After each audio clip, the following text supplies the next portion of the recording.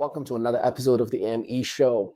Today, we are diving into a topic that resonates with me and with every parent, and of course, caregivers out there: the art of peaceful parenting. If you've ever found yourself raising your voice in frustration, facing resistance from your children, or dealing with challenging tantrums, you are not alone. Parenting is a journey, and today we're going to explore 4 transformative secrets that promise to bring more peace, cooperation, and harmony into your home. Imagine a family environment where communication flows calmly, where routines bring structure yet flexibility, and where positive attention fosters growth and happiness. Our conversation today is inspired by insights and experience shared by the one and only Celia Kibler, a seasoned expert in parenting with decades of wisdom to offer. And we'll discuss how to effectively stop yelling and start communicating, how to handle resistance with understanding, and the magic of ending tantrums on their tracks. This will be the role model for the children you've always desired to be. Whether you're a parent, a guardian, or someone deeply involved with children, this episode is designed for you. We're so excited to share these practical strategies that can turn everyday challenges into opportunities for connection and development. So watch, take notes, and also we're going to be offering a special invitation for special consultations and parental manuals and promises for transformative resources for parenting journey. So get started, take notes in this harmonious family life journey that we're about to evolve with you right now. Celia Kibler, founder of Day of Calm Foundation and author of the award-winning book, Raising Happy Toddlers: How to Build Great Parenting Skills and Stop Yelling at Your Kids, is taking a decisive step into supporting parents during these challenging times. Her book, which recently received the prestigious 2024 International Impact Book Award in Parenting, as well as receiving the Mom's Choice Award in 2023, is a practical guide for parents seeking to raise respectful, cooperative children without restoring the anger. Her mission is to help 10 million parents stop yelling at their kids. Simple as that. Through her book and her newest program, the Yell Free Family, she provides parents with the tools and strategies they need to create a peaceful, cooperative home environment, regardless of their children's ages as well. Parents learn a system and a blueprint, if you will, that will allow them to rely through the stages and phases of childhood, resulting in becoming a proactive parent instead of an emotionally reactive parent. The stress level of the parent and child is significantly reduced because the parent is no longer flying by the seat of their hands, frustrated with chaotic home, and the child is now listening, cooperating, and contributing to the success of the home. Let's give some virtual love to the one and only Celia Kibler.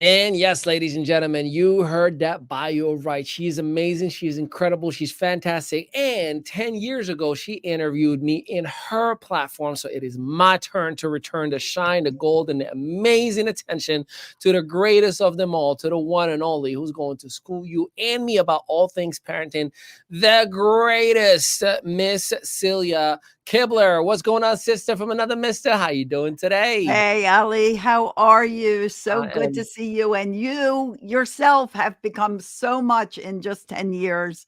And I'm thrilled to be with you again. Can you believe it that we're saying 10 years? Like, I mean, for real, for real. And we haven't gotten any older. That's the amazing. No. I mean, if you look at our videos from back then, the resolution was terrible. The microphone sounded bad. The lighting was inexistent, but the value was always there. No, but I'm so proud of you.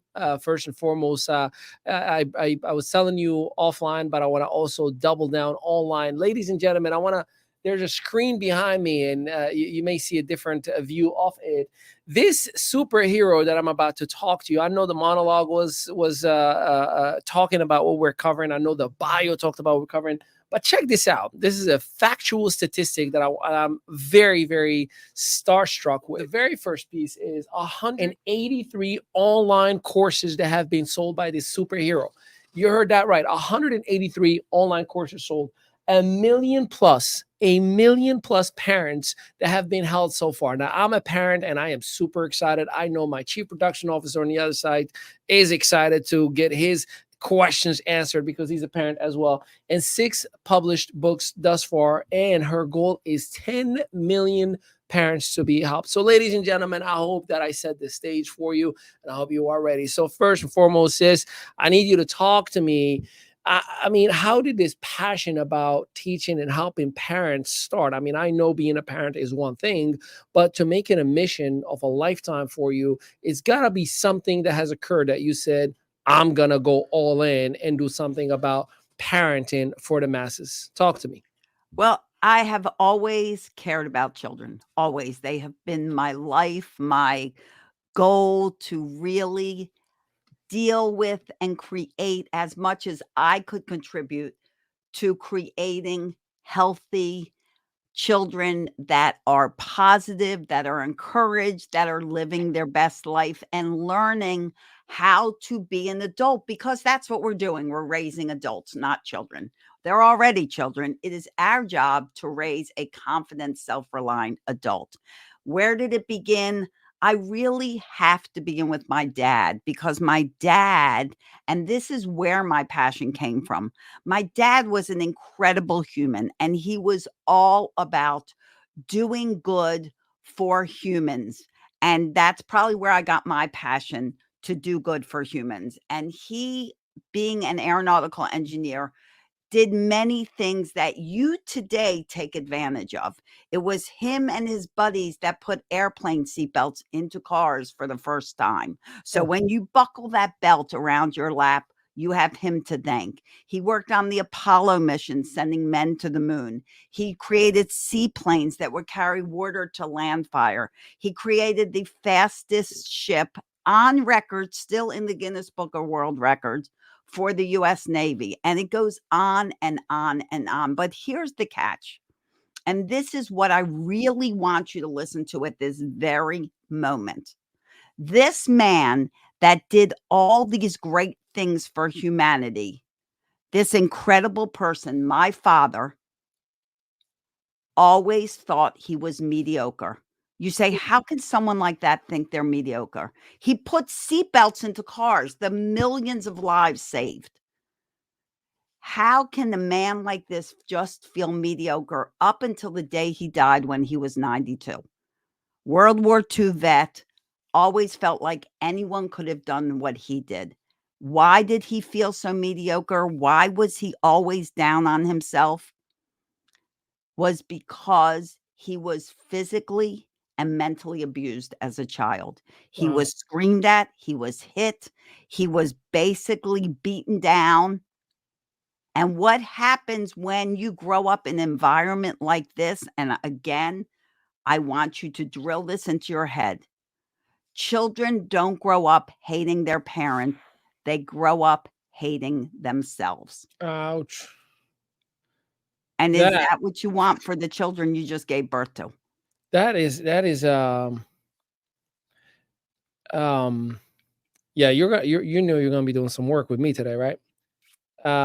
You know enough about me to know my past and my story, and the abuse that I've forgiven my parents for, and thank God we're in a good place. But there are triggers there, right? Absolutely. And it's interesting triggers, right? Like there's two triggers. The one is like, yeah, I know what you mean. I've been there. I feel it still right now. But the second trigger is like, I'm not a softie. I'm okay, right? And then there's that battle in the head, you know, as a 30 sexy forever, you know the deal, Celia. Once we make 36, that's it. We don't count them. We're 30 sexy forever. So once we're 30 sexy, your brain starts messing with the idea of there's nothing wrong with me. And then I find myself lonely when no one is seeing me, and I cry and I get all Right. these mixed emotions of why wasn't my father in a such a way, or why was he in such a way with me? So it's fascinating that a human being, such a gift to humanity, and such accomplishment. I feel like there should be a movie about your father, by the way. May his soul rest in peace. That is phenomenal. I mean, goodness gracious, how did your husband have the ability to go and say, would I'm asking for your daughter's hand? I mean, the standards were up here. Woo! He asked him, and luckily he loved my husband. Wow. Wow. But Yeah. I mean, and it's true. It's like you wonder how can and that's just the crusp of it. Is that the yeah. right word? I mean, he was the director of science and technology for the Navy. It goes on and on and on. And this guy, if you asked him, even up to his death, he'd be like, well, these are his words. Anyone could have done that. Anyone could have done that. So Up do you to his think, death. because you've mentioned, he felt mediocre by himself. Do you think it was mediocrity, or you think it was humility, or was it a mixture of both? Like, at what It was point? Go ahead. I'm sorry. It was not feeling good enough. How many of you think, even if you're doing great things, like, should I be doing this? Am I good enough to do it? Why me? What are people thinking of me? Everybody's like, what if they judge me? What if they think, badly of me? What if they think I'm a fool? What? And it's all your thoughts that have been drilled into your head from childhood, that second guessing all the time, that worried about what everyone else thinks, that comes from yelling, constant yelling. Because when you are constantly yelled at, you are constantly being judged. And interestingly enough, my wife and I have this discussion every now and then, where we say, "Let me know," like, kind of nudge me if I'm out of line sometimes, right? Like, and sometimes you don't know when you're in the middle of like an angry moment, right? There is a difference between screaming and yelling. Like, you don't have to be loud when you're yelling at somebody. A condescending tone could be considered as, it's like being yelled at, right? Like, hey, sit over there and don't do this or don't do that. What do you think you are? You're stupid. You're this, you're that. It's just an insulting format of a language. Right? Am I on target with? Absolutely. Because a lot of people say, "Well, I'm Realize not that screaming." communication, and this is a very general breakdown, it breaks down finer than this, is 80%, 80% nonverbal, 20% the words you say. And in that nonverbal category of 80% is the tone of voice, is the actions, rolling your eyes, pointing, flipping your face away, looking at your phone, not looking at your child. That is what's communicating, not those words. Yeah, yeah, and my God, there's I feel like there will be a little bit of guilt here, saying a parent of, Sorry. no, it's a good guilt. Look, there's a difference between good guilt, when you realize, I just didn't know what I didn't know, and I'm learning and being educated. Now I have an opportunity to adjust. Right. Because look, ignorance is not bliss. Ignorance is ignorance, right? Right. So I need to be educated on what I think I'm doing right may be actually detrimental to my child for decades to come. So it's a very important conversation for everybody to listen to. So let's dig into your childhood. You spoke about your father, military man, how accomplished, and obviously very high standards in many, many different. How was your childhood growing up? Well, do you feel like there So was yelling or? my childhood, I was so I have scoliosis. I wore a body brace from 8th grade to 12th grade. So from my neck to my hips. And so I was like the handicapped kid. So I was given a lot of space. I didn't take a lot of the yelling and the screaming, and I learned very early that when my father started yelling, I left. Not so with my siblings. When my father started yelling, they would yell back, and then it would turn into World War III. And, but I didn't do that. So my father, and he told me this, before he passed away, he said, "You and I always got along best. Of all the kids, we got along best. And the reality is not necessarily that we got along best, but that I would not feed into the yelling, the screaming match. Yeah. So to him, and we did get along well. I mean, absolutely. I love that man dearly, but he was very hard. He did not gratefully bring physical abuse into his home. And like you said with your wife, Ali, he said to my mom, if I ever physically abuse any of you, you have my permission to end this marriage immediately. And so he did not, but he was very short tempered. You know, you didn't know what would set him off. My mother felt like she always walked on eggshells, as did we. And he would call my mom stupid and an idiot. And funny enough, this funny part is when he would have these name calling, yelling sessions against my mom, when his mother was there, and she was a very short, like barely 5 feet tall, old German woman. She would look at my dad, and my dad, she would call him Sonny. And she would look at him after he did this and slammed my mother, not physically. Yeah. And she would say to him, Sonny, you're smart, smart, smart, but stupid. Because he was a smart, smart man, Right. clearly. But he would do stupid behaviors and he wouldn't learn a better way. That's the thing, guys. If this is happening, if you were raised this way and you are bringing in that generational cycle of dysfunction and abuse, there is a better way. Be willing to learn a better way, because did you like being yelled at? Did you like being hit? No, nobody does. Somebody said to me, my child actually likes being yelled at. No, I'm sorry. No one likes being yelled at. Yeah. So I feel like there's a two-way street of healing or education, So I look at myself as a parent to a young 7-year-old and 4-year-old children, and I got to be aware of what I'm doing, right? And at the same exact time, I look at myself as a uh, biologically 39-year-old man, and my father specifically and my mother specifically very dysfunctional. I mean, I don't have per se much of positive memories growing up with my family. And I feel like we are ignoring the bad and pretending that everything is always good, right? Like we see each other on Christmas, we see each other on Thanksgiving, it's like we give each other limited time, just enough to say that we love each other, we are good. Now, okay, I feel like something is about to happen, run out, and keeping it that way, right?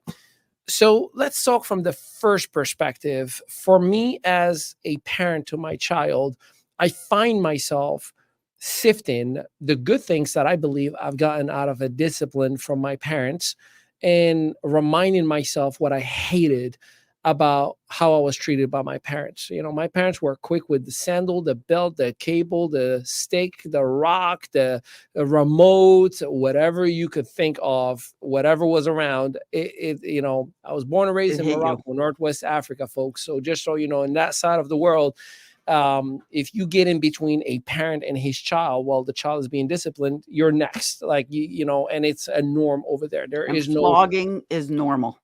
unfortunately, right? So Yes. so Still. I my pet peeve, my wife and I, like, if I'm talking to Sebastian about something and I'm disciplining him for whatever reason, I'm like, dude, like, what are you doing? You don't behave like that and whatnot. And she would come out of nowhere and she, in her mind, backing me up. Right. And it will be a conversation like, no, Sebastian, you really don't. I immediately walk away.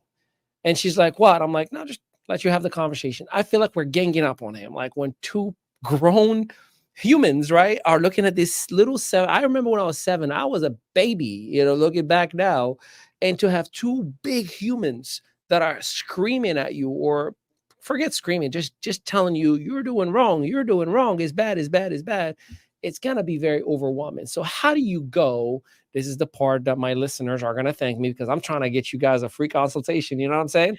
How does a parent, or do this couple, myself and my wife, discipline this child without destroying his mindset for decades to come? Well, first you have to understand that the human brain does not fully develop until you're 25 Yep. years old. So your child, Ali, at 7 years old, do the math, please, because I can't. He's got How many 19 years to go. there you go. Yeah. That's what you got to go. So my father was not thrilled with me that I wasn't good at math. Anyway, the problem is we are too often expecting our children to respond to us like an adult, and I'm here to tell you it is not just difficult, it is impossible. Their brain doesn't have in it what you have. At 7 years old, your son is just beginning to develop logic and reasoning. So you look at something and go, "Oh, let's look at this logically." He can't look at it logically because it's not in his brain. Why would you do that? You ask a 7-year-old why, their answer is, "I have no idea." Because you know why? They have Literally no what idea. Sebastian and look, I'm guilty in charge. So here's me. This is you Sebastian, help me understand what makes you think that it's okay for you to respond to your mother the way that you just did. And he'll just do one of these. I'm like, really? You have no answer. He's like, I don't know. I'm like, you don't know why you just decided to behave that. I don't know, Papa. I'm like, okay, so should I take your Xbox away so you can remember next time not to behave that? So that is a real issue and gap that I have from a parenting perspective that I'm speaking logically as a 39-year-old grown man to a 7-year-old child, and I'm anticipating that this child is going to have the same level conversation. Is that what I'm hearing? Correct.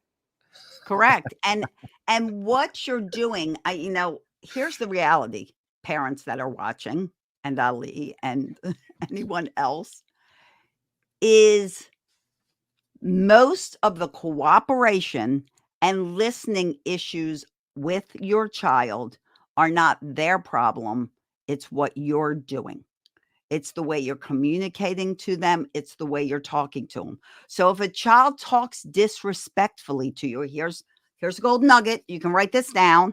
If a child speaks disrespectfully to you, number one, understand you don't deserve that disrespect. But also understand that he may be irritable, maybe he's hungry, maybe he's thirsty, and he's just barking orders. However, whatever the reason, you have 2 ways I'm going to tell you to handle it. Don't discuss it. Don't dive into a whole conversation. Look at that child and nicely and calmly say, try that again, please. Try that again, please. And if they try it again and they're kind, then go on and give them a glass of water. If they're asking for a glass of water, please, using manners. If they come back and they bark another order at you, I give you permission to walk away and go on with your life until they speak respectfully to you. That's your 2 responses. Try that again, please. And the second, walk away and go on with your life. Got Now, it. Did you heads hear that, up, my wife? My wife, it is your fault explain as that. well. What? I'm letting my wife know it is on her too. Because my Yes, wife and I are both gonna of you, watch you this have when to this be on the same episode is page. fully on. My wife is gonna be like, "You do that," and I'm gonna be like, "No, you do that." So this is on the both of us, sweetheart. Right. You have to be on the same page. And I want you to tell your child about it first so they don't think you're just ignoring them. And then they're like, Mom, Dad, you're not listening to me. And they're running after you. You tell them these are the responses if you're not speaking respectful. I'm going to ask you to try it again, please, calmly. And if you still speak unkindly to me, I'm going to walk away. I'm not walking away to ignore you. I'm walking away until you speak kinder, because when you engage in conversation, when you have we don't talk that way in this house. And I don't know why you're talking to me like that and blah, blah, blah, blah, blah. You give your child permission to talk to you that way. Once you've engaged in a conversation that started with disrespect, you give them permission to talk to you that way. Do you think that, and again, this is just me assuming, I'm not an expert here, but do you think that a child act the way he or she acts based on what they actually have learned from their parents. In other words, does my child mirror my behavior when he might have seen me on the phone and, reacting to bad news, or he may have seen me react to, dropping something, and I had a moment where I'm like, dang it, like, or reacting to my wife when she and I are not in agreement. I'm like, why do you always have to do that? Do you think that my child copies me based on what he sees? First of all, is that's my first question. I have a follow up on that. 100%. And that's So, why it's so important for you and your wife, or anyone listening, you and your partner, to be intentional about the way you talk to each other, because what they see from their parents is their normal of what a relationship is. So if you and your partner are screaming and yelling and cussing and calling names, that's their normal. And that's how they will act with a sibling, a cousin, a friend, a future love interest, because that's what they're learning from you. so my follow up question to that is, it's hard sometimes for a grown man or a grown woman to take a little bit of responsibility, and it's justified with, well, I'm old school, he'll get over it, my parents did this with me and look how I ended up okay. How do you address that parent that may be hard-headed and, for the lack of better words, thinking that because I am the bigger body in the house, I can get away with it and I'll be okay? So, a few things to that. First of all, you had mentioned tantrums. Yeah. So, let me tell you, if you are an adult and you are screaming and yelling at your child or someone, calling names, cussing, maybe even throwing things, not, hopefully that's not happening. But if you're raging, you are having a tantrum. No different than that 2-year-old that's having a tantrum that It's a you're body. irritated with. Yeah. So you are teaching your child that when you get disappointed in something, something upsets you, you throw a tantrum. Mhm. And they're learning that. Instead of being in control of your emotions, it is important, in order to teach emotional intelligence and emotional regulation, that you actually have it. So it is up to you to learn a way that you can stay calm.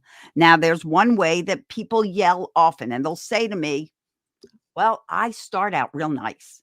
And I ask my child 1, 2, 3, 4 times over and over again, nicely. They don't do anything till I yell. So they will only listen to me if I yell. You're But developing a behavior. here, what? You're developing a behavior. Right. Yeah. Here's the problem. Number 1, just like you said, you're training them to wait till you yell, Yeah. because you're not doing anything. You're not serious until you yell. But the problem in that scenario is not the yelling. The problem is the asking over and over again. If you ask your child to turn off a tablet, time to come to dinner, and you ask them that, and you go into the kitchen and you're messing with dinner, and you come back out and they're still on the tablet, why are you asking again? Take the tablet away. Now the tablet is gone for 24 hours. I asked you to come off it. You didn't. Tablet gone. 24 hours. You'll get it back 24 hours from now, tomorrow. And then if the same thing occurs again, you do it again. That is a learning consequence. That is a consequence that will eventually, after the second or third time, teach your child that when you ask them to get off the tablet, they will get off. Why? Because you're serious about it. So you may get that crying moment the first time you snatched it, well, not snatch, hopefully, but when you're like, hey, I told you the tablet goes away, and they're gonna cry and whine and whatever, give them their moment, they come back and eat and ask for it. Nope, tomorrow. Right. Maybe they'll cry again day 2, day 3, but by day 4, you should start seeing the new habit developing. Is that what I'm hearing? Right. Don't change your life. Don't alter your beliefs because your child might cry. Crying happens. If you let a child know that their tantrum directs the way you live, they will have tantrums forever. My clients, they come to me, their kids are having tantrums 6, 7 times a day. By the time we're a few weeks into our work together, Their kids are having a few tantrums in a week. By the time we're done, they're having maybe a tantrum a month. Why? Because their tantrums are not being what's controlling their family, and they're not being given into. You give into a tantrum, it'll continue. Cool. I got one more question before we go to for our first commercial break.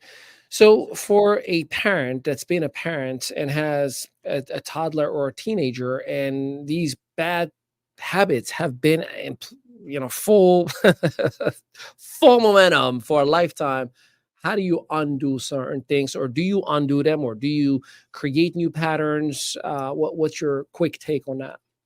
Well, in answer to that, it's never too late. I always tell parents, it's only too late if you're dead. If you're not dead, not too late. You can Right. change. So you can change the patterns. And I guarantee you, if you sit down with your teenager and you say, or your toddler or your, elementary school child, if you sit down and you say to your child, I'm learning a new way. I'm trying to be better and I'm working on not yelling at you. There is not one child in the world that's not going to be like, yay, how can I help? They're Well, going to be on board with you, supporting you, and do it together. Be a team, be a family, be united, be working on common goals. They will be happy to join you. awesome. Well, we're going to take our very first commercial break. And when we do come back, we're going to dive into the practical methodology that you use with your clientele and some of the programs and how they actually work with different parents and the results that they create. We'll be right back. Hey, everyone, and welcome to the International Day of Calm. I'm Celia Kibler, and I'm the founder of this incredible day. And I'm so excited to spread calm all across the world. Can you imagine if everybody stayed calm for one day, for just 24 hours, and not even because we sleep part of that time? But if we can intentionally stay calm, I personally believe it truly can change the world. Because once you've spent one day of calm, you want the rest of your days to be that peaceful, that fun, that happy, that invigorating, that motivational. It really will change your world and the world around you. A little about me. I am a family empowerment coach and the author of Raising Happy Toddlers, as well as 3 children's books. And I have been working with parents and kids for over 40 years, as well as parenting my own children for 40 years. And I am on a mission to stop 1 million parents from yelling at their kids. But I don't want it to just stop there. I want everyone to stop yelling, everyone to stop hating, everyone to stop judging and criticizing. I want everyone to start thinking before they act. Start contemplating a proactive response instead of a reactive response. Start really taking the intention to create a calmer, a more cooperative communication, workplace, family for all the days to come. And I really do believe one day of calm can make that happen. We really can change this world. It really can start with just one person. And I love you to say right now, I'm calm too, and use that hashtag proudly. So now push that button, take the pledge, and welcome aboard. See you in our next calm world for the generations to come. Welcome back, ladies and gentlemen. Ali Mehdaoui here with the ME Show and with the great Celia Kibler as we are diving into all things parenting, into all things patterns of childhood and how to actually raise a happy child without creating some trauma like some of us have actually endured and have grown with. So we're back with our special guest and expert. And Celia, first and foremost, thank you for those amazing, incredible nuggets. And I want to dive a little bit more into the systems that you have. Now, I understand, and I've talked about it at the top of the interview, 180 plus courses and over 1 million parents that you have helped and assisted. But talk to me about the best system or method or program that you are working with right now to help parents. Okay. And I appreciate, Ali, you saying a system because that's what it is, guys. There's a system for everything. You learn a career, you learn a system. You become a plumber, you learn how to be a plumber. You become a doctor, you learn how to be a doctor. You become a teacher, you learn how to teach. We have a system for going to the bathroom. We go to the bathroom, we pull our pants down, we don't pee through our pants. Everything has a system. We know how to drive a car, system. And isn't it odd that the biggest responsibility that humans have raising the next generation, people take so lightly? Oh, I can raise my child. I don't need any help. If they need to, they'll recover from their childhood. Wouldn't it be nice to raise a generation that doesn't have to recover from their childhood, that can blossom from their childhood? Wouldn't that be great? A generation that was not filled with the anger and rage, the epidemic that we deal with every day that affects all of our kids. So I do have a system and I teach a system, and it's a 5-step system. And what I do is I take all of these ingredients, I teach them to you so that you master them. And that system gives you the ability to tackle any stage or phase of the childhood of your family. That way, you know what to do. Like we mentioned early on, you're proactive instead of emotionally reactive. Because when we're emotionally reactive, we lose control. And when you have a system, when you know what to do when your child misbehaves, or you know what to do to encourage your child to cooperate, you know how to set up proper limits and boundaries and consequences, all part of the system, schedules, routines, encouragement. They're not there. This system does not keep them from having consequences. Consequences are a necessity. They're a part of life. So we are raising an adult, and our system starts with what we've been talking about, an inquiry into you. How were you raised? What are your beliefs? What are your goals? What are your core values? How did this all begin for you?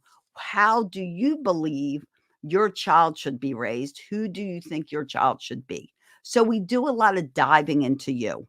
And then we go from inquiry to unity. Why unity? Because we want everybody on the same page, like I just mentioned.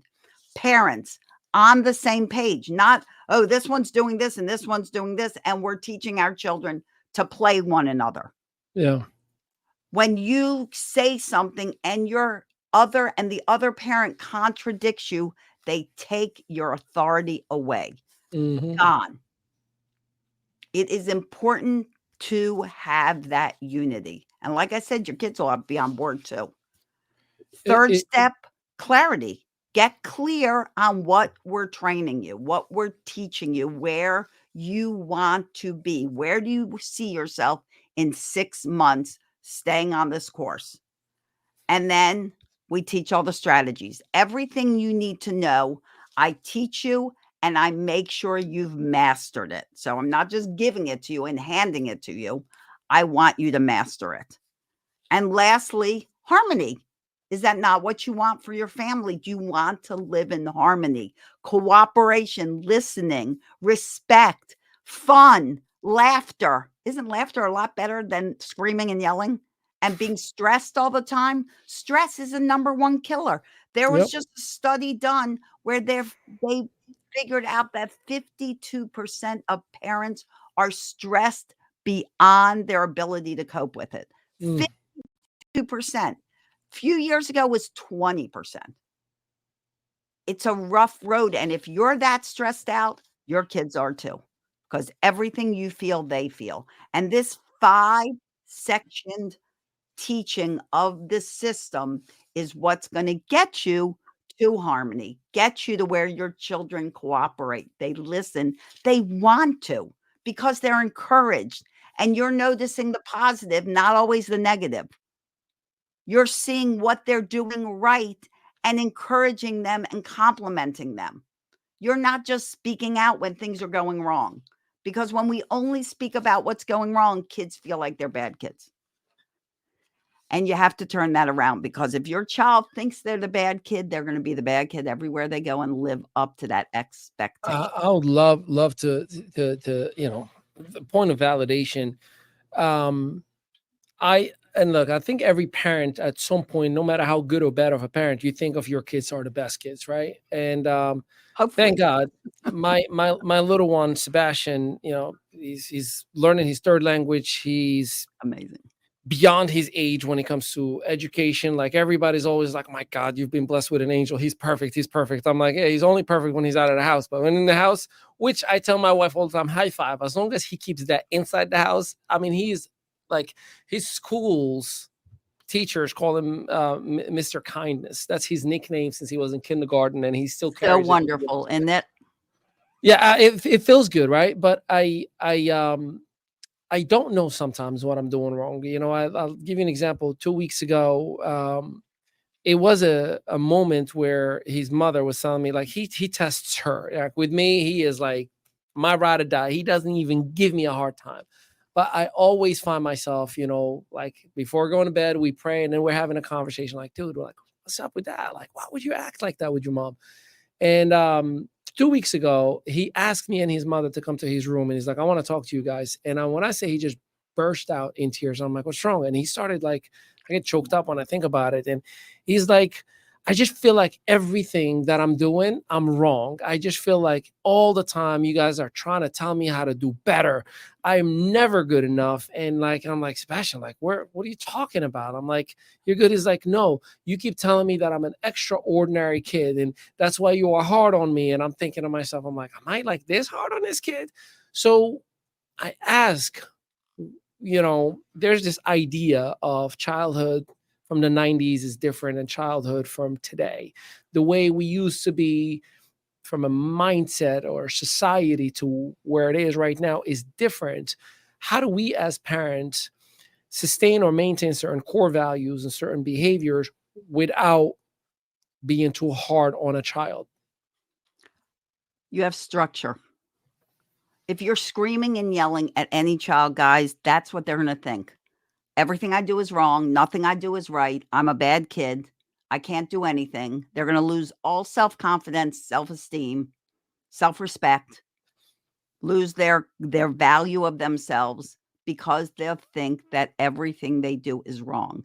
And one of the biggest issues is that we are quick to respond to things that go wrong and slow to respond, if ever, to things that go right.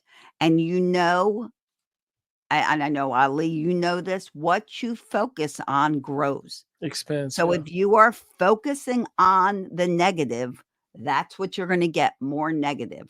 Let me give you an example. This is a very common parenting situation. Okay.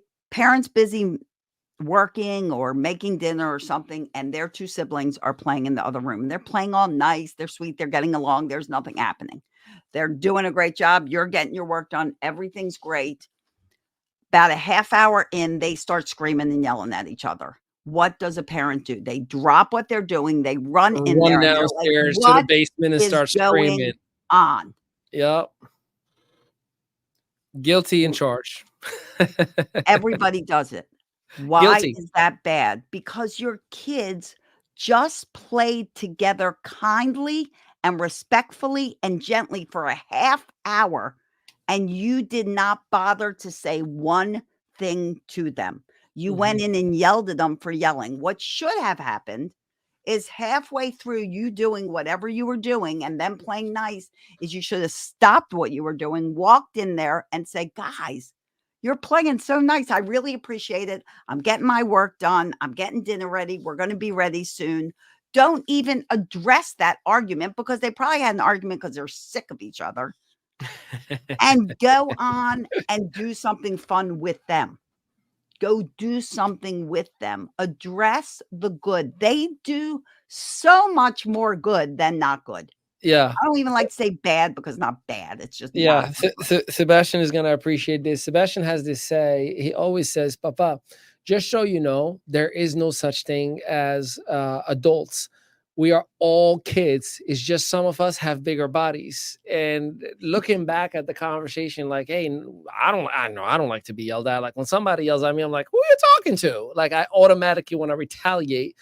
And I believe that that child feels like saying who you're talking to, but they just don't know, or they feel like this big body in front of me, I can't respond that way. So their best defensive mechanism is cry or jump on the floor or run up to my Right. room or whatever the case may be. So it just seems, if I'm hearing you right, hey, parent, you got to work on yourself, not just you pointing the finger that my child behaves bad. Right. It's Uh, not them. It's you. I hate to oh, tell you, it's not them. It's you. It's the way you communicate to them, the way you offer them an instruction, the way you try to encourage them or not encourage them to do stuff. Think of motivation. You're much more motivated to do something if you're encouraged to do something. yeah, Say you're yeah. at work and your boss walks in and goes, hey, I'm sorry for the last minute. I really need this paper done in a half hour. Listen, if you get it done, you can just go home, spend the rest of the day. I'll pay you for the day, but go home. Or your boss walks in and goes, I need this done. I need it done now. I don't care what the heck is going on. Finish it or you're fired. Oof. How much effort are you going to put into whatever it is you're going to be like, forget you, buddy. Okay, here, it's done. Fire Yeah, me if you want.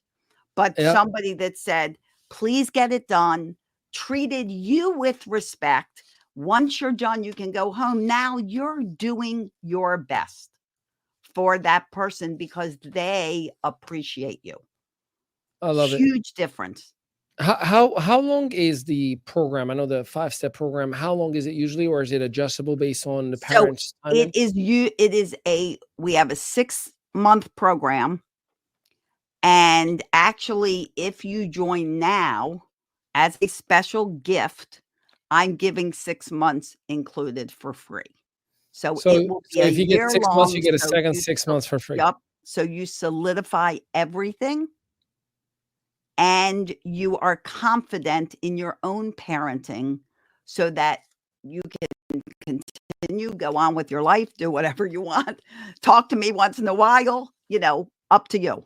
And here's Celia, I believe in what you're doing so much. We want to add and contribute to your cause. So we want to give away something if you give us permission.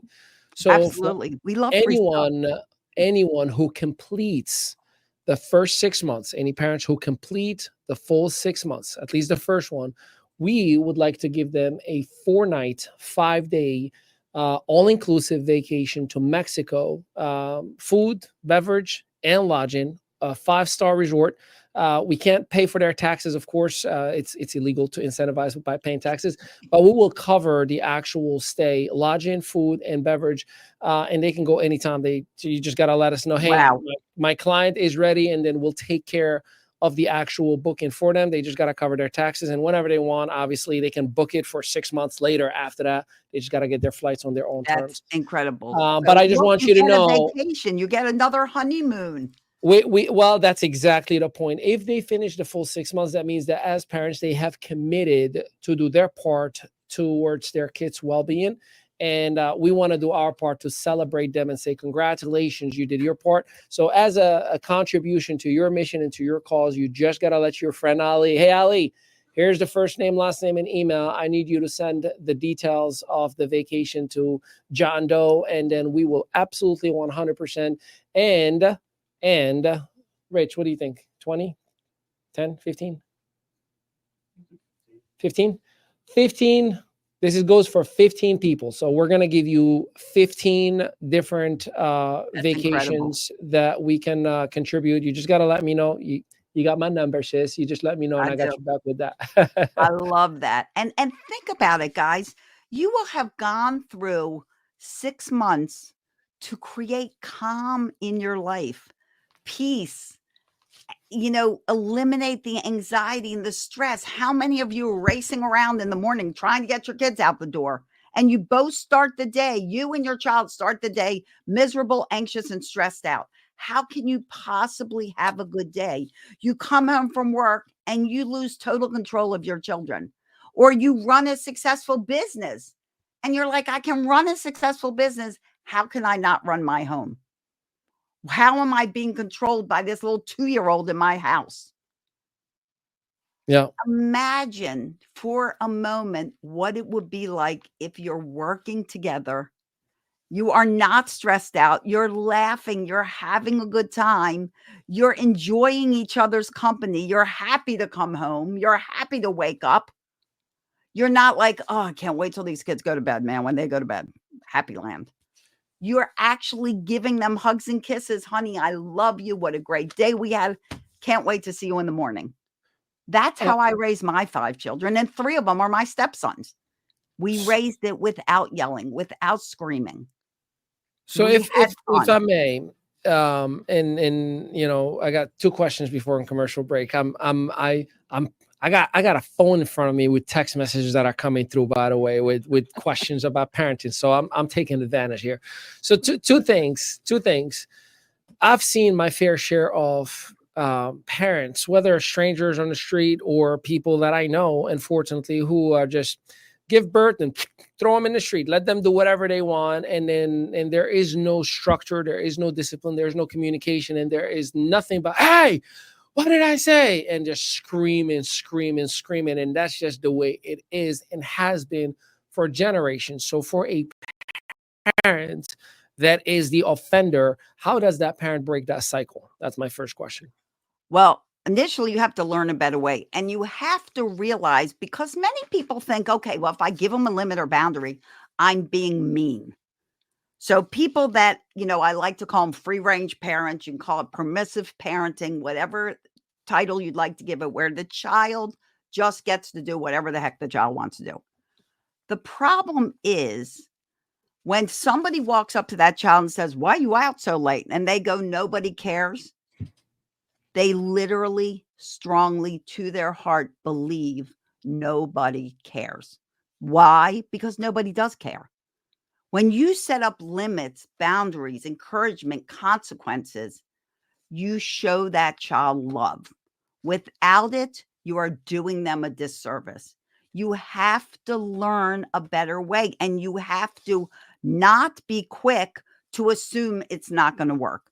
Every person I work with, I ask 25 questions to right off the bat. I form a personal profile on you so I know where you are and where you need to go. But one of those things is, do you believe that your life with your children can be different?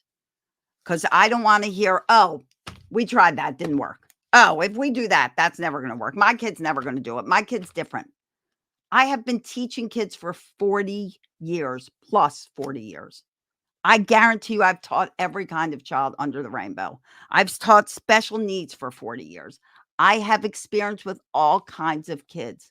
Respect does not go unnoticed for any child, and you do not teach a child respect by disrespecting them.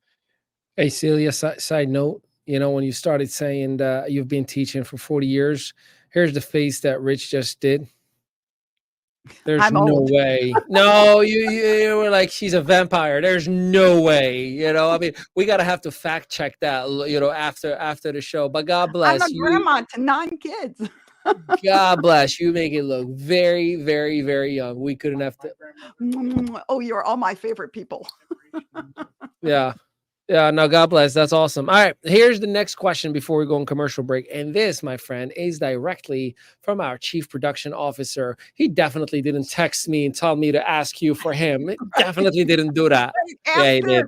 ask this. All right, here we go. So here's the question. How does, first of all, he made a statement.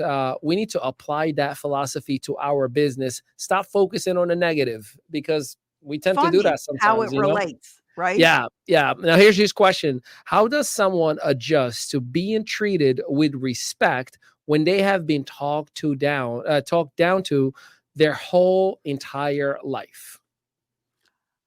Respect, true respect is a funny thing, because when someone is all of a sudden, and I'm assuming, are you talking about an adult? Like an adult has been treated disrespectfully their whole life, I am and now talking they're an adult? specifically. Put me on camera, Rich. I want him to see me as I'm telling you this. I am talking specifically about my chief production officer and my business partner in the ME studio who's sitting on the other side on the control room.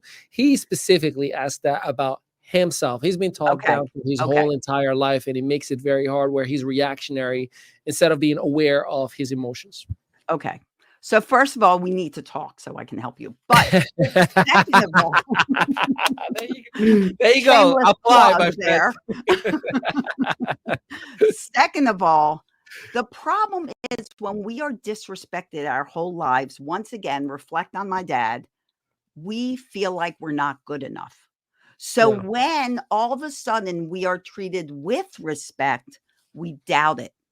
We don't doubt the validity of that person. We don't doubt. We don't believe the validity of that person. We don't believe that person is actually being truthful and honest with us.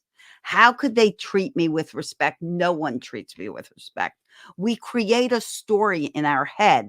And as we create these stories in our head that people go for therapy to recover from, they get created from childhood and they build up and build up. As we have that story in our head, we believe that story and we talk to ourselves terribly. Would you tell your best friend things that you tell yourself? Never. Mm-mm. And what happens with our subconscious mind is that whatever we tell it, believe it or not, it will prove true. So if you tell your subconscious mind, I'm a piece of crap, it's going to prove true with different scenarios of you being a piece of crap. If you say, you know what, I deserve better, I'm a good human, I'm a respectful human, I'm a kind human, it's going to start proving that true. What we say to ourselves, it is not garbage, it is fact. It has been proven that that talk is truly a way to change the way your brain thinks of you. And what you say, it will listen to no one like it listens to you. So Sweet. it can be changed. It is not easy to change because you have to change the way you believe on yourself and the people around you. If you believe people are out to get you, you have to have a proven track record of people not being out to get you, people treating you with respect, with kindness, knowing like the relationship that you two have. That's a respectful relationship. So even though you were raised without respect, here is evidence that you are worthy of respect. And that's the big change, is making sure that you know you're worthy of being treated kindly, respectfully, and not abusively. No one's worthy of abuse. No one deserves to be treated harshly, to be bullied, to be treated aggressively. No one deserves that. I love it. Well, thank you for that. And send an invoice to Rich later for that part. We're I'm gonna always take here for you, Rich. Yeah. You can do that. We're going to take a quick break. And after we come back, we're going to dive into the future of parenting and childhood in very, very challenging times in our society. We'll be right back.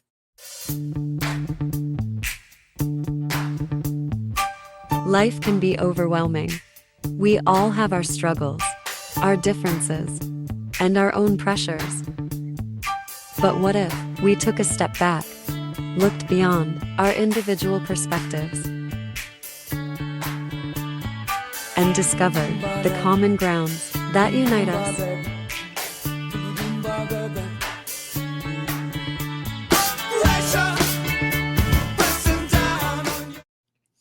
Welcome back, ladies and gentlemen. Ali That's Mehdaoui, your strategic partner with the ME Show. We are having a blast with Celia, the sister from another mister. We look Just so alike, you know, don't we? say that again. I said we look alike, don't we? Yes, How do you we tell us do. apart? Yes, we definitely do. So let me look, and I'm gonna dive into a conversation that I believe. Look, as a parent, I'm gonna speak for myself, it's becoming very, very challenging for a parent nowadays to raise a child based on a lot of societal changes. And I'm talking about, you got pronouns, you got gender affirmation, you got all these different things that I want to respect and I want to honor out of love for every single person, but I'm struggling within my own home. And it becomes, I'm not going to say frustrating, but I had a frustrating moment a couple of days ago. And by the way, you can say next question, and that's okay too. But I'm curious, so how I can maneuver and operate as a parent without impacting my child's reaction to other people who may be different in their rightful ways. What I mean is, a couple of days ago, my little baby girl was watching a Netflix show, and out of nowhere, it's a show rated for 4-year-olds and under. The show is like, I no longer want to identify as she. I want to identify now as he, and now I want you to call me Fred because I don't feel comfortable as he. I want and it was this whole thing, and I'm like, why is my 4-year-old child being exposed to this? And it's very challenging. Almost everything out there is like that. And I want to be progressive, positive minded, but my spiritual values and my fundamental core values are like, hey, that's not me. But at the same exact time, I don't want to be that parent that impacts a child so much so that when that child goes to school, he starts treating other kids who may be in their own ways different. And he becomes a mean person, or she becomes a mean person, if in the case of my daughter. How do us as parents operate in such a change from a rapid change, might I add, from a societal standpoint, or just kind of keep it at home and ignore the noise from the outside? It's a great question, Ali, and I appreciate you asking it. So one of the things that, and I'm creating a special program based around this, but it's not available yet. Get on my mailing list, you'll get information. But one of the things that does aggravate me is when I see the meme being on social media that constantly says you can't parent your children like your grandparents parented. You can't parent your children like your parents parented. It's a different world. Well, that may be so, but that doesn't mean that the parenting, the good parenting, I'm not talking about the screaming and yelling and hitting. Obviously, that's, not me. But the qualities that are from generations that are good should not be taken into consideration. And this is what's important, because if you eliminate everything and you wipe out what you think should not be included in your parenting journey, we can't teach kids to be respectful. Kids just yell at parents nowadays. Kids just do this with parents nowadays. That's how it is. No, I am all about teaching parents how to raise respectful children without having to yell at them. Does the respect end? No. You still need certain structure in your home, and it is reliant on past generations and future generations, and it affects both of them. I'm going to read you a quote that I actually posted ironically today. In every decision we make, we must consider the next 7 generations based on the wisdom of the 7 generations before. That is a quote from the Haudenosaunee Great Law of Peace. What is going on in the past is still important. What is going on in the future is important. So how do you balance it? You mentioned it. You actually mentioned it, Ali. You go over your core values, your beliefs, your goals. What is it that makes you you? And what are those values that you want to pass on to your child? Along with the knowledge that prejudice comes from ignorance. Yep. That's it. It is that simple. Prejudice comes from ignorance. So in my children's book, Being Different is Fun, and I would show you a copy, but I don't have one here. Being Different is Fun is all about that there are different people out there in the world. And how do we get to know them? We communicate with them. We learn about them. In the Day of Calm, we're starting a podcast called Common Grounds, bringing two people of different cultures, different beliefs. I believe this, you believe this. And we're not canceling them. We're not blocking them. We're not ghosting them. We're learning about why they believe that way. You may disagree with someone, but instead of saying, I hate you, even though I've known you for 25 years, all of a sudden I hate you. How about finding out why they believe that way? Because we all have valid reasons why we believe the way they are, why we believe the way we do. We all have valid reasons. And when you meet someone that's different culture, different sexual preference, like you mentioned, different way of living, ask, inquire. When I wore body brace, I mentioned earlier, from my neck to my hips for 5 years, people would ask me what happened because you could see it out of my shirt. My clothes covered it up, but you could see the metal coming Yeah. out of my shirt and surrounding my neck. And people would say, "Why?" And I I I can't say I never got upset because I used to get sick of adults asking me. But when kids asked me, I told them why. You should show you a picture of my brace. It's on the internet. You know, it's good to ask questions. I had a little girl. I have a kids fitness company called Funfit that I started with my sister in 1987. And we had a class of 3-year-olds, and special needs kids are always invited to mainstream into our classes. And I do, ones specifically for certain challenges. But we had a little girl who had a walker, and she was 3 years old, and she wanted to, she was questioning whether her mother was questioning whether she should come into my 3-year-old class. And I'm like, absolutely. And she's like, but she has a walker. I'm like, believe me, it will be fine. She comes into the class, and now if you think like a 3-year-old, an adult's like, oh, she has a walker, they're going to make fun. Heck no, they did not make fun. Every 3-year-old was like, where is my walker? Yeah. How come she gets this cool thing and I don't? And she learned so much balance and ability and strength in her legs that she was able to do some things without the walker. Right. And then she gave the other turns with the walker. It was a huge win-win success. You got to encourage your children to learn about each other, to find out why, age appropriately. I And was just gonna I say say, that so because help me. Ali, sometimes they're bringing stuff in that is age appropriately, is this correct? Unexplainable. You can't make a 4-year-old understand what was just put before them. They don't understand it. They don't have My the mental daughter, capacity. my daughter genuinely had an innocent, like, why do you hate me moment look, right? Because I blocked the show from Netflix so it won't even show in a list. And it's like one of her favorite shows. She's like, Papa, I'm watching that show. Why are you removing it? And I genuinely, I was like, they said a bad word. She's like, no, they didn't say a bad word. I'm like, they did. She's like, they didn't say stupid. To her, stupid is a bad word. It's like in my house, shut up was a bad Yeah, word. yes, exactly. Yeah. That's You know, words. I felt terrible that I had to take this joy away from her. But look, I'll give you an example. And again, you said age appropriate.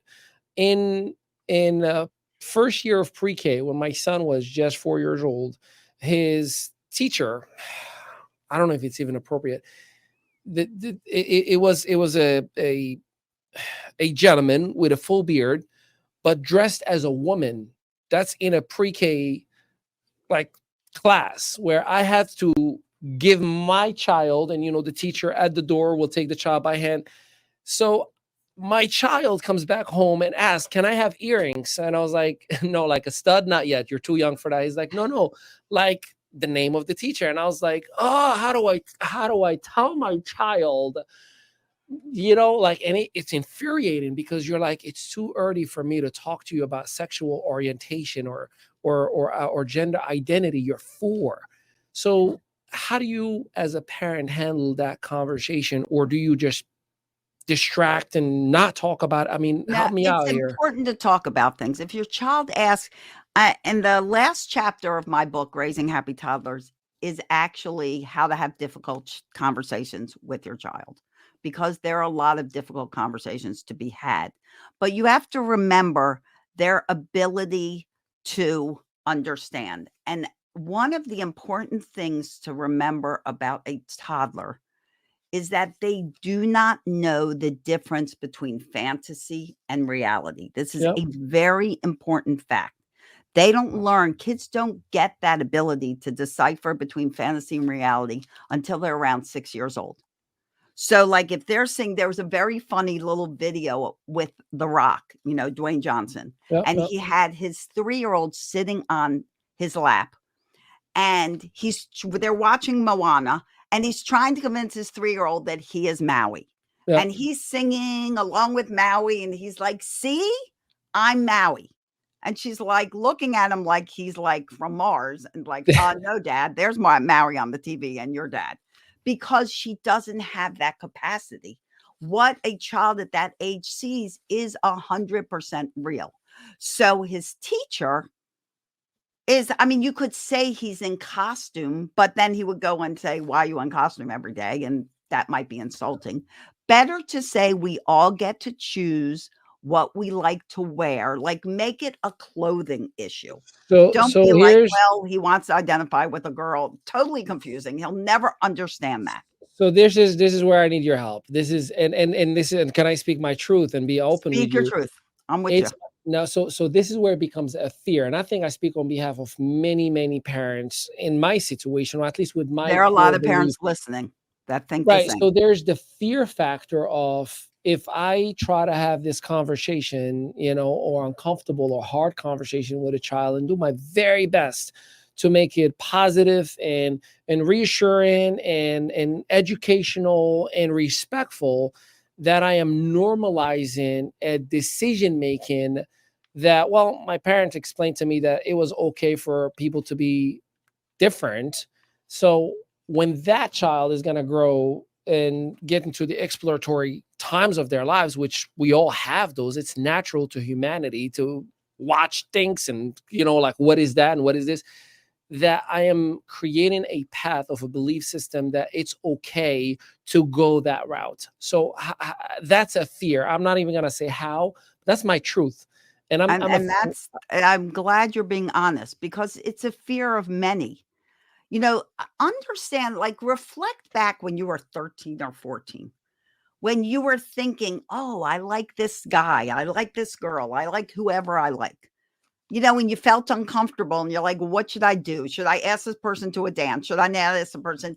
It is a natural time. We got hormones raging. We got puberty. It is a natural time of confusion. Add in now, you can like whoever you want to like, which you could before, but not necessarily accepted. Now, even more confusing. Well, I like this girl. Is that okay? I like this guy. Is that okay? This girl is my best friend. Does that mean she's more than my best friend? Or is she simply my best friend? I mean, my best friend, who is a girl, has been my best friend since she was 2 years old. We are now in our mid-60s, and we're still best friends. Never was there a sexual relationship between us. We were simply best friends. And you have to, simple is better. The best I can explain it is simple is better. So for the teacher, it's like, well, people get to wear whatever they want to wear, which is true. People get to wear whatever they want to wear. And the way you can encourage that is you can offer your child 2 pairs of pants. Do you want the green pants or the red pants? Do you want the yellow shirt or the Spider-Man shirt? And give them choices. And then it seems more realistic to them than, do you want earrings or not earrings? So it's that whole thing gets explained as simply as possible. I would express that love is love, and it is much better than hate. And Oh the yeah, world 100%. needs more Yeah. love. Yeah, we are definitely, just for the record, we are on the same page there. I mean, I have friends who, are part of the LGBT plus community, that I have these conversations with them, like, dude, I love you, but do me a favor. My son is too young to be exposed to anything like that. So when you are with your significant other, just keep your hands to yourself. I don't want to confuse my kid. Like, I have those conversations. And the reason I have those conversations, I believe when my son is 13, 14, 15, then I think it's okay, because he's in that appropriate puberty age, as you called it, to explore life and what sexuality is. And athlete, like, I mean, that's when we went to, sex ed class and all that stuff. But he's 4. And I mean, my daughter's 4, my son is 7. Like you've mentioned, we mentioned at the beginning of this interview that it takes us till 25. And I know that for men, sometimes 27 years old, to fully develop our decision-making part of our brain. And I got to talk about gender identity and all that. So it's very, very That challenging. is so above their heads. Yeah. That is so, they barely know what their gender is. And it's simply look in your pants. If you got a penis, you're a boy. And if you have a vagina, you're a girl. And that whole concept is being disputed these days. But scientifically, that is the fact. Mhm. And and parents, I do think parents are doing their kids a disservice by not letting them understand the basic biological truth about a human being. I love the And way you put that. I actually definitely, because there's a thing as gender affirmation, and it's a real thing. Regardless, I'll leave it up to the listener and the viewer to decide how they feel about it. But in 11 states in the United States, gender affirmation can be as young as 6 years old, where a school teacher or guidance counselor can sponsor a gender affirmation for a child without the consent of their parent. Now that scares the living crap that out of is, me. I'll tell you, that's terrible. And I'm not being prejudiced, and I'm Yeah, not yeah, going against any groups or anything right. like that. I seriously love everybody. And Same I here. honestly think we need more love in the world. So Yeah. love who you want to. But if you are creating that for a child, or even changing their sex because you believe they want to be a boy if they're a girl, or they want to be a girl if they're a boy, that is child abuse. Why? Because they cannot mentally form that decision. They do not know the reality versus fantasy. I played with cars. I fixed cars when I was a kid. Did that mean I wanted to be a boy? No, that And I means I played with love my cars, sister and I still love cars. and I played with my sister with dolls. Right. Does that And mean yeah, you so wanted to be a I get it. girl? Yeah, No. yeah. No, I And get it. we are making assumptions, illogical assumptions, for developing humans and developing brains. Yeah, Give them a chance to grow up and decide for themselves. Don't make a decision based on what you think might be true. I appreciate the way you put it. Like, hey, listen, I believe that there is such a thing as some people are born with certain level of hormones that they feel a certain way. And when they're Absolutely. grown and they're ready to make their own decision, God bless. Look, it's between you, your body, and your creator. I love you for being happy for who you are with whomever you may want to be. But when you see things like, I mean, look, they're just Google search gabies. These are parents who automatically, from the birth of the child, they say this child is going to be raised as a gay child. Right. And Or a and they. They're not even gonna have a sexual identity. They're gonna be yeah, a like a they. gender neutral child. And Yeah, you know what happens is the babies go to kindergarten and they say, I'm a they. And the child says, no, you're not. You got a penis, just like me. yeah. And No, they I go, you're a totally. boy. And then major confusion. So you are actually setting your kids up for failure. I'm Well, sorry to say. I really genuinely appreciate the love and the passion that you have for everyone, and at the same exact time, the willingness to work with different parents with different core values and different belief systems. Because look, we work with different entrepreneurs regardless of their belief system, because business is business, right? Like, X and Y, like it doesn't like whatever we do, we got to do it. And I am grateful for your skills, for your abilities, for your talent, for your experience. And now more than ever, in such a huge variables in the society that we are living in right now, with your experience, old school meets new school with a little bit of spark of the future. I think your program can help a lot of parents, and I highly recommend, regardless to your gender orientation or whatever the case may be. This is a conversation that is very good. I think I would love a roundtable with everybody, to your point, so I can get educated, because there's a lot that I don't understand and I definitely don't know, that I think will allow me to understand how to educate my children and in many ways. But going back to parenting, you've done a few different things with Pumped Up Parenting. You've written books, and you've created the movement of dayofcalm.org and so much more. What is extremely exciting in the future of Celia, or the near future, that we need to know about now? Well, I'll save this for the first time release ever. Ooh, breaking news. Coming soon and actually ready for beta release is my baby, my AI baby, and that is Stella. And Stella is your pocket companion to helping you resolve anything in parenting. So Stella, her wisdom comes from me. Everything I've taught, learned on my courses, my books, everything is packed into Stella. So that way I always know you are getting the best information possible, the most cooperative, respectful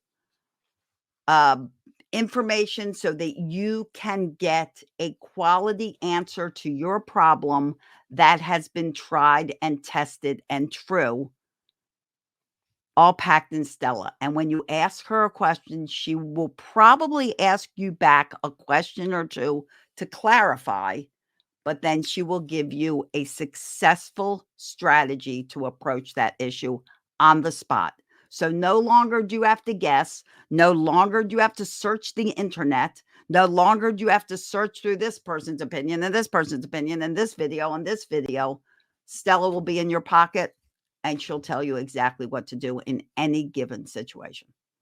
Goodness gracious, you dropping breaking news. I wish That's I wish I breaking had a news, because no one but my family knows about it. And I mean, my literally, people working on her. I wish I had the air horns, like that was amazing, confetti and all beautiful. I'm very excited to hear. And I stand by my offer for 15, actually got upgraded to 16. You, young lady, because of the love and the nuggets that you've just given us, we're going to give you one of those vacations as well. So whenever you're ready to do 4 nights, 5 days in Mexico with hubby, you just let us know. I love you. And yeah, so you just let us know whenever you're ready to do that. You just got to cover your taxes in your flight. Thank you, Ali. Well, you got to thank Rich for that one, because Rich. he's the one who's in control of those. And he texted me. He's like, hey, make sure you hook her up with one for her. So you got 15 for 15 of your clients who finish the full 6 months. You just got to text me first name, last name, and email. And I will let them know what to expect, so they don't think. By the way, it's not a timeshare presentation. There is no selling your identity or none of that. We have a part ownership. We have a part ownership of a travel company, and we have 1 million credits, and we can take advantage of those. That's awesome. So we get to hook up our people as well. Can I mention how people can reach out and have a conversation with me about what's going on? Absolutely, yeah. So we're coming towards the end. So I want you to definitely drop every single resource, every single contact point that you want, everybody to know about. And just keep in mind, everybody, everything that you're about to hear from Miss Celia, we're going to put it in the copy of this episode. So just go ahead and click on the description, and you're going to be seeing all of these links. You can click on them directly. But go ahead, Celia, talk to us. Okay, so if you're interested in having a conversation, I have a parenting SOS call. What is this call? It's an 1 hour strategy call with me. It's not free. I don't do it free because I want you to be committed to the call. I don't want you to take it lightly. But if you work further with me, you may stop at this call and it may answer your question and you feel confident. If you work further, the money you pay for that call, I'll tell you it's $50, which is way lower than my hourly private fee. It will get applied to anything. So it will go if you decide to move forward. Go to talkwithcelia.com. Talkwithcelia.com. We'll pick out a time to talk and we'll have that conversation and we'll see what's going on with you and how I can help you resolve something that's making you nuts and see where you can go in the future. If you want my books, Raising Happy Toddlers comes in English and Spanish. Like Ali said, won the Mom's Choice Award, just won the 2024 International Impact Book Award for Parenting. Go to celiasbooks.com. That'll give you direct links to Amazon for those books and my children's books. Go to celiasbooks.com. So those are the key things. Every month I do a program on yell-free parenting.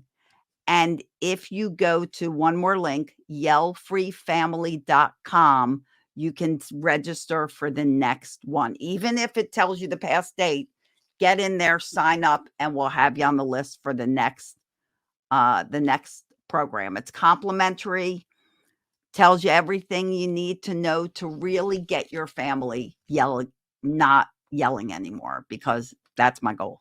And the only way I'm going to reach everybody is doing information that you can learn from, you can take action on. And I encourage you that if you are listening to this and you heard one thing, take action on it. Be consistent with it. Don't give up on it just because it didn't work the first time. Keep going and you will see results. Right on, right on. Well, ladies and gentlemen, you heard her here. Not the first time. Certainly is not going to be the last time. We are super, super excited. Last time we collaborated, we got a PR campaign for you. And I believe it was 138 articles that were, or news channels that picked up your story.